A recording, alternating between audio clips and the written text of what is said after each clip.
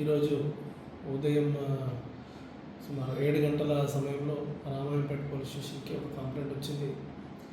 దాంట్లో ఏంటంటే తునిగండ్ల గ్రామ శివారులో రామాయంపేట నుంచి మెదక్ వెళ్ళే దారి హైవే పక్కన ఒక గుర్తు తెలియని మహిళ శవం పడి ఉందని చెప్పేసి సమాచారం వచ్చింది.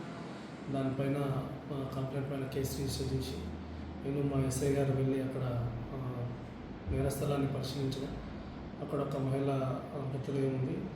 ఎవరు తలపైన రాయితో కొట్టి చంపేసినట్టుగా పైకి కనిపిస్తుంది. ఆమెను పరిశీలించి చూడగా సుమారు 30 నుంచి 40 సంవత్సరాల వయసు ఉన్నట్టుగా, 2 కాళ్ళు కూడా అంగవైకల్యంతో నడుస్తున్నట్టుగా కనిపిస్తుంది. అదేవిధంగా ఆమె కుడి చేయి పైన రజిత అని, ఎడమ చేయి పైన మహేష్ అని టాటూస్ పచ్చబొట్లు వేసుకున్నట్టుగా కనిపిస్తుంది. ఆమె ఎరుపు కలర్ గాజులు ధరించి ఉంది. కాబట్టి ఈ మహిళకు సంబంధించి ఎవరికైనా సమాచారం తెలిసినట్టయితే రామాయంపేట ఎస్ఐ గారికి కానీ సిఐ నాకు కానీ సమాచారం ఇవ్వాలి.